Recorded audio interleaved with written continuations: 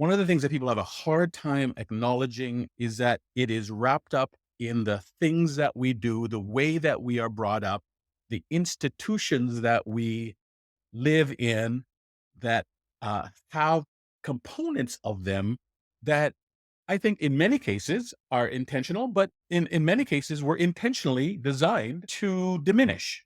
And so, unless you are open to the prospect that racism can be systemic and institutional, then all you will think of is that our response is let's just be really good people. Let's just be respectful.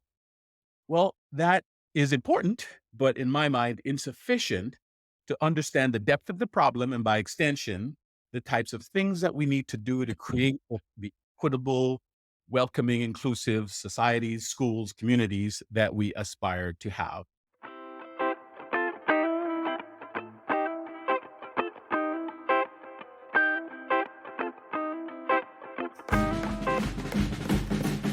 Much of Canadian identity is built around comparing ourselves to the United States.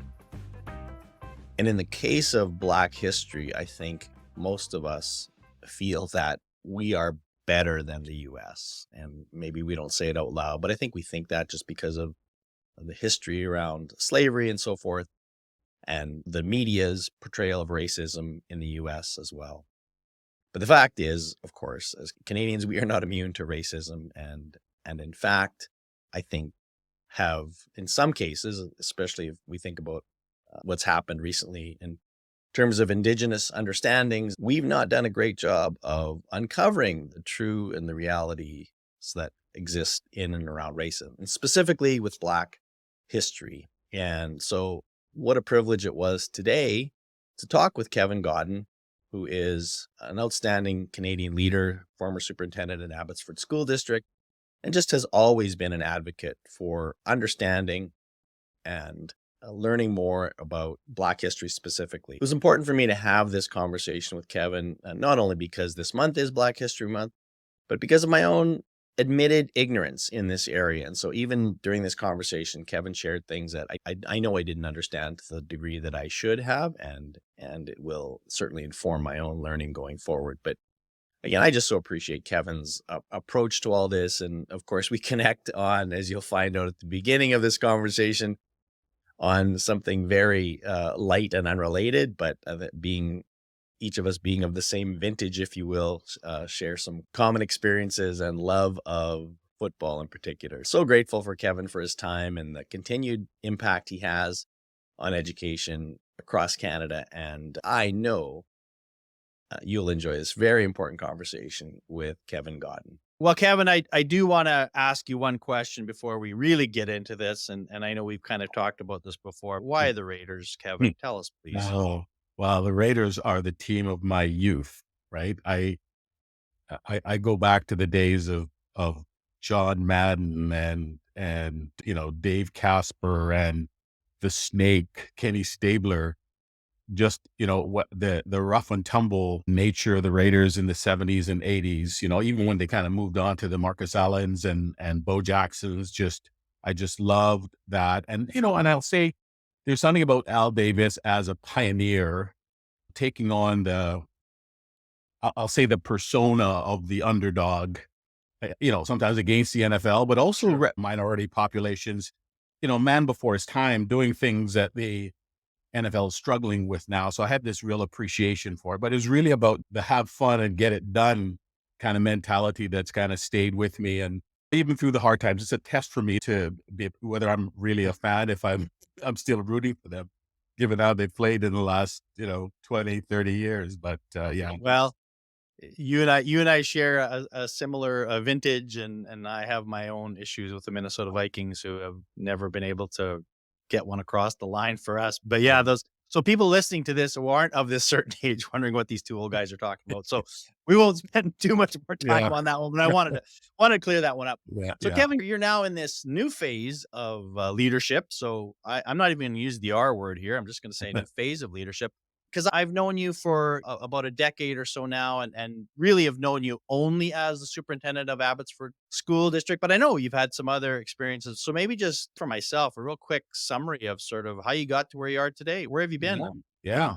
It's funny when you are living in the R world, right? You kind of become kind of nostalgic, right? This journey that you've been on, and it still stays with me. I was just actually chatting with your friends about it just on the weekend at a Black History event. 87 was when I graduated university, and back then, unlike now, there were no jobs to be had, right? And so you needed to move. If so, living in Vancouver, we went north and found a job there. What we thought was going to be a couple of years turned into 10 because we just fell in love with the community who was really invested heavily in sport. And so spent a lot of time there and stayed there and became an administrator. And later, when we had kids, 87 moved to Abbotsford and worked in inclusive ed for a number of years and became director of inclusive ed a few years after that. And mentor who really saw something in you, even when you didn't see it yourself, was our superintendent of the day. Gave me the opportunity, I think it was 2001 or 2002, become assistant superintendent, and just had the wonderful opportunity to work with a great group of colleagues for a few years there. I served and just had a wonderful time working with some amazing colleagues and team doing what I felt was kind of interesting and important work and leading the district forward. So yeah, it's been a wonderful journey and gave you an opportunity to kind of realize your potential. That's the gift of working in this field. There's so many good Yeah. people that do that thing, and we think about reciprocating. So you talked about being director of inclusive ed, and you've always a strong advocate of equity and opportunity. And it's Black History Month, and obviously, I thought you would be you've been very vocal about it, and I think, and I'll just be honest, like growing up in rural uh Canada, it was as white could be. So the only black people I knew were on television or playing for Yeah. those teams that Right. I Right. love. Right. Right. And I know I didn't probably think, but you think about, well, black people, those are people that live in the United States. We don't have black people in Yeah. Canada. Like that was the isolation of living there. But of course that's obviously not true. So when you think about the Canadian experience of Black Canadians, how would you describe that? If you think there's a big difference between the Black experience in the US, that's not who you are, but how would you sort of characterize that for people just to sort of wrap their heads around that? Yeah. So that's a really good question, Dean. Well, what I'll probably start with is my own kind of personal experience. I told you went to Dawson Creek, and like you just described, we went to a town where we were one of maybe four Black families in a town of 12, 15,000 people, right? But wonderful learning opportunity and salt of the earth people who just welcomed us with open arms, right? Not to say you never ever experience situations of racism, but that wasn't the dominant narrative or experience, right? So I'll back up by saying I wasn't born in Canada, unlike my wife, who was, I think, third generation Canadian. Our family emigrated from Jamaica. And so, this is a person who grew up around Black people. Until I was 12, that was the known world. And so didn't really see the kinds of experiences that Black Canadians experience until I came here. And it happened very quickly when I was here. And so there's the immigrant experience layered on the experiences of Black Canadians who are descendants of many of our American colleagues, like my wife is. And part of her history is a family who was escaping slavery and racism in the States, and Canada was a safe haven for her great grandparents in coming here. There are a multitude, I think, of experiences that speak to the Canadian experience of Black people, but there's no kind of pan Black experience, right? The people of African descent is perhaps the way I would put it, have tremendously diverse experiences. And there's as much diversity within the Black community as there is across various communities. But having said that, the piece about Black history that I think I'd want to speak to is, I'll say, positioned itself as we hold Canada up relative to the United States. And for sure, there's lots of challenges and issues going on down there, but Canada is not immune to that, right? And perhaps of struggle, of racism, of resistance to racism exist in Canada as well for the African diaspora. And so that's part of the reason we celebrate and honor Black history in Canada, because we still have a long way to go to have what is the Canadian dream, the Right. Canadian aspiration, equitably available for all people, regardless of race, color, gender identity, you name it. What it is we as Canadians should be focusing on and thinking about, because you're right. It's easy for us to say, well, we didn't. And it's weird because, there was a time where I didn't think Canadians were involved in slavery, and that's just actually not true. They were. Yeah, sure. But we like to think of ourselves as, well, we're not, at least we're not like them, Yeah, which you quickly find out that people are people. Like, so we have as many as anybody else. We're no better than anyone yeah, else yeah. either. We like to think maybe some of our structures are such that there's less, but again, I don't even want to make that argument. But what is it that you think we as Canadians should be thinking about, or that we should know about Black history that maybe we are missing something? So what should we be thinking about this month, and not just this month, obviously? Well, I'm gonna say something, and then I'm gonna perhaps maybe it might seem like I'm gonna contradict it, but hopefully it doesn't come across that way. Well, the first piece is the point that you made, Dean, which is the transatlantic slave trade, which is the source of the African population, which is found itself on the shores of North America. Canada was a participant in that. And while slavery was abolished in the British Empire before our American friends became so enlightened, it was a part of the Canadian legacy. Sure. And so, I'd like to say that in that respect, the so much of the root of racism stems from a dehumanizing philosophy practice that came from the transatlantic slave trade. And even though, Canada became a safe haven for many Black people escaping slavery and oppression in the United States, I hope people know that the Black Canadians who came here faced incredible discrimination. It just wasn't manifested as slavery, but Right. they incredible discrimination and didn't have nearly the opportunity that I think many Canadians think they had. So that will be the first point. And so there's a legacy behind that I think we still have to work to shake, because you've heard people speak about intergenerational impacts. And this is what this is. This is the air that we have breathed, that you can dehumanize a people as inferior or what have you. And then you build your systems based on that. And you just don't shake that overnight. So the other piece I'd say that, which I'm hoping doesn't come across as contradictory, is that the idea is that there's a couple ideas. The first one I want to say is, I say this to teachers, especially and educators, that the history of Black people is more than just the history of slavery, sports, and music. The diversity that exists in the Black population is rich and storied and powerful and majestic.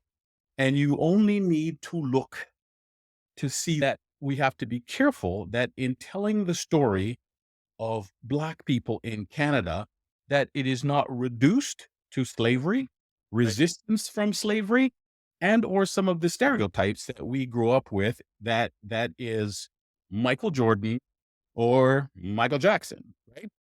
That there is a richness in the sciences, in all areas of social life that speak to the Black experience, that unless you look and actively look, you would see only the surface. And that's what the surface does for you. So that would be the first point. The second point that I would offer is that the part of the story obviously is racism, discrimination, and resistance to that. But that is not an interpersonal thing. It's not the one person against another who says or does something that is discriminatory or racist. One of the things that people have a hard time acknowledging is that it is wrapped up in the things that we do, the way that we are brought up, the institutions that we live in that have components of them that I think in many cases are intentional, but in many cases were intentionally designed to diminish. And so, unless you are open to the prospect that racism can be systemic and institutional, then all you will think of is that our response is let's just be really good people. Let's just be respectful. Well, that is important, but in my mind, insufficient to understand the depth of the problem and by extension, the types of things that we need to do to create the equitable, welcoming, inclusive societies, schools, communities that we aspire to have. Thank you, Kevin. Those are two really salient points. I appreciate that one. Let me just transition a little bit into the education side of this. So it's certainly been true in Canada that over the last, I would say, decade, 2 decades, we've really tried to understand our Indigenous people more deeply. British Columbia has done a pretty good job, I would say, better than many other provinces in terms of including first principles of learning and just really embracing the culture to understanding that. So, how do we ensure that we keep that conversation where we want it to be and elevate that? And also, because I would argue that the things that you've stated around the Black experience has not been elevated. And so maybe we have reduced it. How do we do that so that we say, listen, we got to continue down this road of supporting our Indigenous learners, and not just in supporting our Indigenous learners, but helping us understand the impact of that culture in Canada in general because of the history and, their population, but also to include the Black uh, history experience as well. Yeah, it's a really good question. I'll offer this to you, which is a little known fact. If you think about the Truth and Reconciliation Commission, and most people in Canada, when you think about the Truth and Reconciliation Commission, you think about the commission led by Honorable Murray Sinclair and the recommendations that came from that, and really the action that has spread through our country, various institutions around how we A, acknowledge, tell the truth, and B, reconcile and heal this country. Very few people know that that was not the first Truth and Reconciliation Commission. The first Truth and Reconciliation Commission started in South Africa with Nelson Mandela, and it had to do with the dismantling of apartheid. And again, the need to heal, tell the truth about the tremendous harm being done by that country and its policies, and by extension, some of the things that you need to do. So, what I would say is there is a parallel path that I'll say oppressed people walk. And there are things that I think we can learn from each other in the systems that we are trying to fix and the ways that we're trying to adjust and respond. And I think there is room for everyone in doing this work together, because there are things that I know this country learned by looking at what Nelson Mandela did with the Truth and Reconciliation. And there are things that we can learn in this country around how the Truth and Reconciliation, the principles behind the Truth and Reconciliation here, how that might apply to other oppressed populations like Black people here. One of the things I always have to tell and people want to be mindful of is that juxtaposing, I'll say, harms so that you get into this potential one-upmanship about who is more harmed is part of the legacy of white supremacy. The idea that there are hierarchies amongst oppressed people of color, racialized people, and that I am more oppressed than you. And so I think one of the important lessons for us to learn is that we find ways to find commonalities and to learn from the experiences of other oppressed people, to support each other and to be allies in the work is a really critical piece. There's a term in the lexicon called lateral violence. And lateral violence is people either within a group or across certain racialized groups going after each other in terms of claiming that they're more oppressed and hence might warrant greater consideration. And that is a deadly ground, deadly space to be on. And it is an outcome, really, of a mindset that many of us are brought up with, that somehow there are tiers of our oppression. And I just need to prove to you that I was more oppressed than you so that you can extend more sympathy or support my way. Well, the fact is, we're all victims of it, whether, regardless of what your racial heritage is. And what we have to try to do, I think, is to find ways that we can learn from our experiences and support each other and be allies to each other in the work of healing the country and healing our communities. This episode is brought to you by Advanced Learning Partnerships, also known as ALP. We are a professional learning consulting group that serves communities across North America. We are partners, designers, and agents for change. You can learn more about the work we do at alplearn.com. And now back to the show. I like that. Thank you for that. So real quick, what should schools do? Like if you could wave the magic wand, whether it's a continuation of things or change something, or like what would be your best advice for schools with regards to this?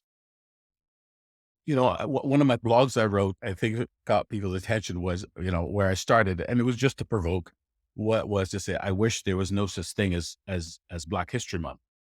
And the reason why I started that way was I wanted to encourage people to not have a window from February 1st to the 28th or 29th this year. And shortest month of the year too. It's right. Like, I wonder about that. Yeah. Who picked that? Right. Where you deal with Black history, culture. The biggest thing for me is I just saw, actually, I think it was Ontario, where they made the announcement around requirement of including Black history and culture in the curriculum.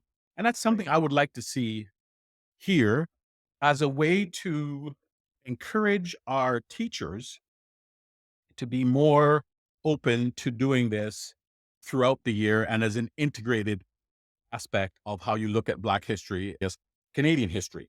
Whenever somebody asks me the question, I always say the most important thing that happens in a child's life, in their education, I should say, is the interaction that occurs between them and teacher and content. If there's one place I'd want to spend my time, energy, it's in that interaction, because that's where the kids spend most of their time. I mean, I know that there are other issues on the playground and so on, and there are issues that policies that are above our teachers and impact all of us.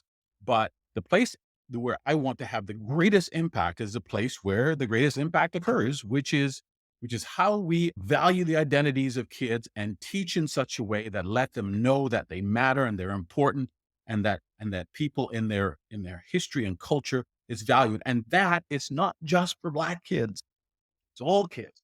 So that would be the place that I would go, that I'd want to see, is Black history throughout the school year as appropriate, when it's super connected to a curricular outcome or to a given activity, and it's not just February. Right. I think that's been sort of the transition of Indigenous learning. It's not just a unit you did for, in November, but we've tried to embed it. I think just more continued awareness. So again, I just thank you for all the ways you've shared that. You do it in such a thoughtful way, Kevin. I always just appreciate the way you present it to people and give people an invitation to engage in these conversations, which I think is so powerful. So if you are creating and we kind of reference, like you and I watch a lot of sports documentaries and highlights. So I want you to create the highlight reel for the Kevin Godden career, and you got to pick 3 moments that you're going to include in the highlight reel of your career. What would those 3 moments be? Okay. And who's gonna? Am I gonna get like John Madden to kind of narrate this? Narrate? Well, he's dead, so that's going to be difficult. John Facenda, that was the voice of the NFL. Yeah, You can right. pick whoever you want to narrate it. You the want. autumn wind, right? Oh, well, you know what? People ask me this. 3 things. People ask me this, again, being super nostalgic. And I will tell you, the best job I've ever had was being a teacher. Just brought me the most joy, being in the presence of children, doing important work and connecting with them. So the first highlight has to do with kids, right? And in my office, I used to have a picture of 23 kids. It was the first class I ever taught. It was in Dawson Creek. And, 36 years later, Dean, I can tell you the first and last names of all of those kids in that class. They're in their late 40s now, but I could tell you their names because it was my own reminder, not just this wonderful group of kids, but it was my own reminder about my purpose and why I was there. And so they stayed close to my heart throughout my career and just, yeah, wonderful. As luck would have it, when I retired, about 6 of them reached out to me. They'd found out through some means that I was retiring and just made me cry, some of the things they had to say about their memory of our time together. So that's the first one. The second one, I'll say it's my arrival to Abbotsford. I have to tell you that part of the reason why I came to Abbotsford was on the heels of a then special education audit that saw the district lose a whole bunch of money in one of the categories, and the district had created a position to help clean up. And these are the kids near and dear to my heart with emotional behavioral challenges. And, the ministry had just felt the district was negligent in both claiming and supporting these young people who typically they attend alternate school. They're kicked out of school. And it was my job to fix that, if you can imagine what that would entail. I can tell you that it was situations like that. When an audit comes, it is oftentimes a glimpse into some other issues. What I walked into was a district that was, I'll be kind, I'll say 5 to 10 years behind the rest of the province in terms of inclusive practice. Too many kids in segregated classrooms, programs. And it was just shocking for me coming from a district where we had bought in years before into getting kids with diverse needs in their neighborhood school and shutting down these programs and, developing inclusive ed practices. And so the task of trying to dismantle that was, I'll say, a point of pride, B, the most difficult thing I have ever done because it was kind of bred into us. And I'll be honest to say I had a board that was dubious about that because the system that was built by an educator who ironically hired me they had bought into that idea that that was the way kids with diverse abilities should be educated, set up in segregated programs. And so the courage that it took and how much of my will was something I'm proud of, but there are a lot of, and thought, geez, I'm going to get myself fired these days, and really dismantling something that was kind of known. So that would be the middle piece. And I'll say, perhaps ironically, the reason why I probably ended up as superintendent was because I think at least our superintendent felt I did a good enough job that he wanted me to be on his senior team a few years later. And so to me, it was the work in the superintendency that is the third highlight. And again, it had to do with, I'll say, working with the board and our senior team to sing from the same songbook. It was a big deal to me that I'll say there's a finite amount of system energy that superintendents and senior teams have. And in too many of those situations, the superintendent is holding the board at bay from his or her team trying to do the work of teaching and learning. And oftentimes the board, wins out and the senior team is distracted and never gets a chance to really dig into their work in a way that activates student learning.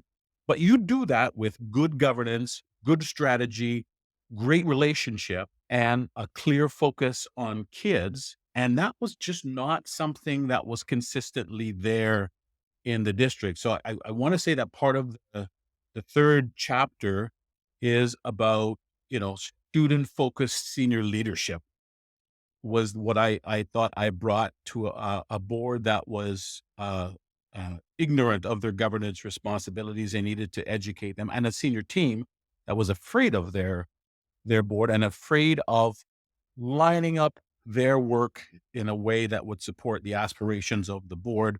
And so I felt like that was the piece that I wanted to bring and leave the district with, what was a clear understanding of, we have limited energy, and just think what we could do for kids if we worked together and did it in a really thoughtful way that would capitalize on the good work that's going on in our schools. What if we could do that kind of good work?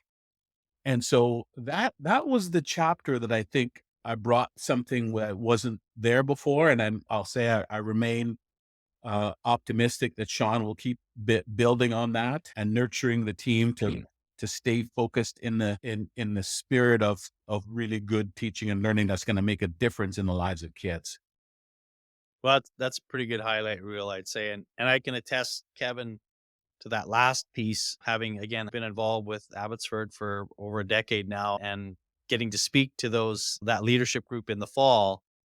Uh, that's what I get. That's the vibe I get, that these folks have the focus, and they have the ability to do the kind of right work for kids, and don't and the barriers are kind of removed. And that Yeah, seems like you're kind of like the art shell of a team, is that you clear the path. You clear the path that's right. for I love it. I Clarence love it. Davis or whoever else to get through. That's your job, Yeah, man. You that's just right. just That's make right. paths. These guys can go do what they're supposed to do. And That's right. as a leader, I don't know that there's much more that you could be doing than just removing the barriers, so that the people, like you said, that the back to what you're talking about, the Black history is the content, the teacher and the student, the intermixing of those things. But you got to create an environment where that can happen without constraints and Yeah, without exactly. other stuff getting in the way. Let them Yeah, do their thing. yeah, Let them do yeah. their Create the thing. space and opportunity and support for them to do it.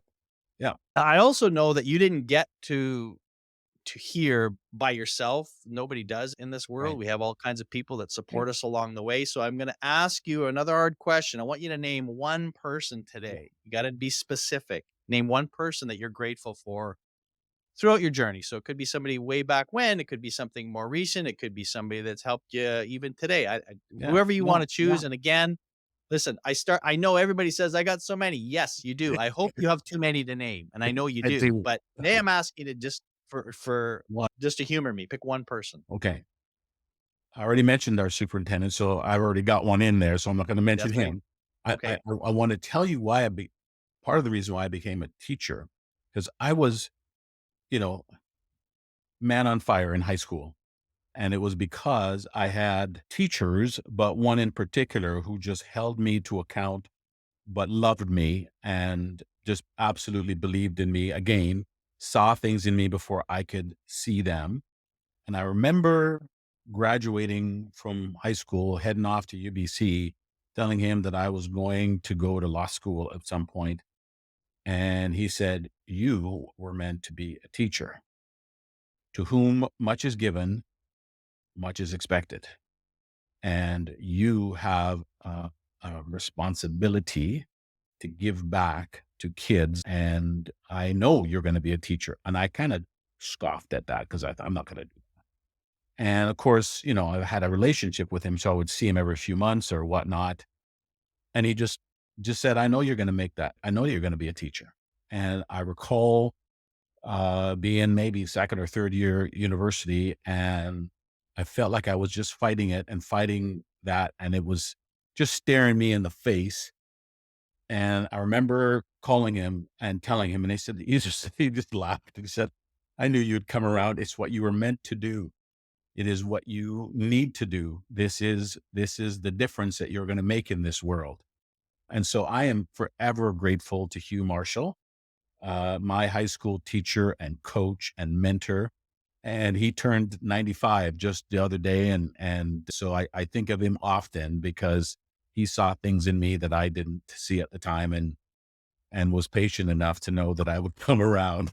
He Nice. said, Well, and my guess is too, you mentioned that he wasn't just your teacher, but your coach. And so that extra time he spent with you afforded him not only more understanding of who you are as a human being, but had an opportunity to build that trust. We all understand the power of those extracurricular times that teachers spend with kids because, hey, especially a high school teacher, you see these kids for, I don't know, 50 minutes at a time or whatever. And it's not easy to build relationships. Yeah. So the impact of spending time Yeah. with kids outside of those situations so far in Well, terms of what we do for well, I kids. painted a picture. I was a total jock in high school, but I was in addition to being a teacher, I coached everything under the sun because he was right. I had something to contribute and I wanted to give back. And I saw the difference that made for me. And I could see the difference it made for so many other kids that I coached over the years. Right. So yeah, there's a gift that he gave me that I paid back. I hope I paid it back. Right. Yeah. Over the Well, years. Yeah. I'm just any question you've done. Well, excellent. All right. Wrapping up here. This has been great. Just transition out of this. Have your reading habits changed since you have retired, or are you still kind of in the same mode? Uh, I'll say they're changing, in part because I'm teaching at the university level. I'm still, locked into some academic journals and books and so on.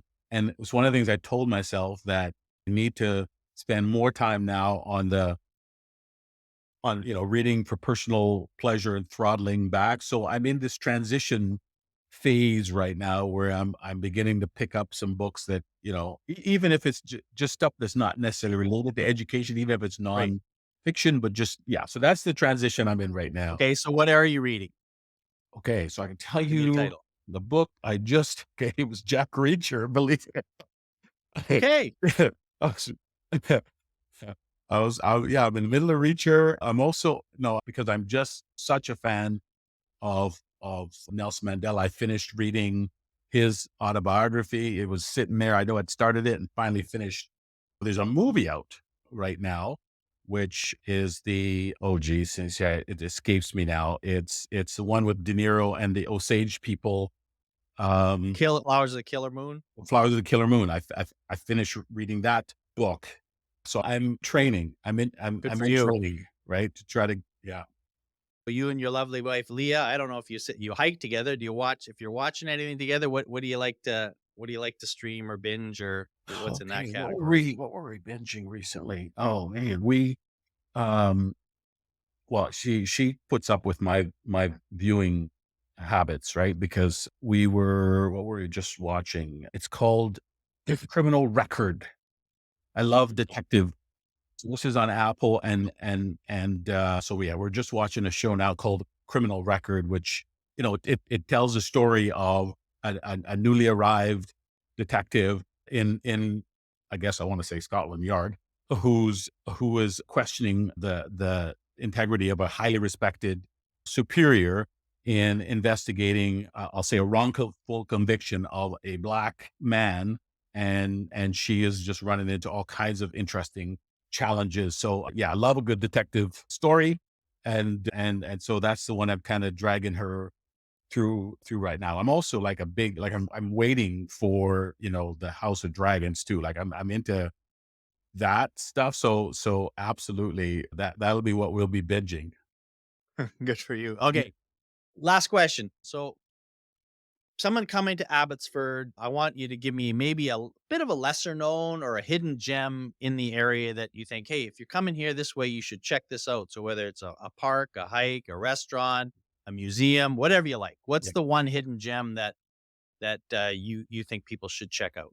Well, and as I mentioned to you, we're hikers, we're walkers, and we did we did El Camino last fall. So our go to hike in Abbotsford, when we're short of time and we just really need to get out there, it's an area called McKee Peak, and it's just it's 10 minutes from here. But the Fraser Valley is just a wonderful playground, and so we take our dog and we head out to McKee Peak, and there are trails everywhere. And one of the beautiful things is now my wife's not here, so I'll tell you, they, I have a very good sense of direction. She does not, and you cannot get lost there. Like even she can't get lost there because there are trails everywhere. And as I say, all of the trails lead to this certain point. Just take whichever one you want and take whichever one you want down. You'll pretty well get back. So McKee Peak is kind of the gem where I actually see a lot of colleagues there, throughout the year where we go. And yeah, we could snowshoe in there as we were a few weeks ago, and the snow's melted and you can walk in there now. Just a beautiful spot. And you get to the peak and it overlooks the highway and the Fraser Valley. It's just spectacular. Fantastic. Listen, Kevin, this has been a treat. I thank you not only for your service of in education, but your advocacy around Black history and just sharing what you shared with me today. And again wish you continued success in all the ways you're supporting in education. I know you're not. We were very careful in not using the R word more than maybe a couple times. So thank you, Kevin. I wish you all the best. Thank you so much for your time. Oh, appreciate it. Thank you so much. It was delightful to talk to you. Dave, nice to see you again. You bet.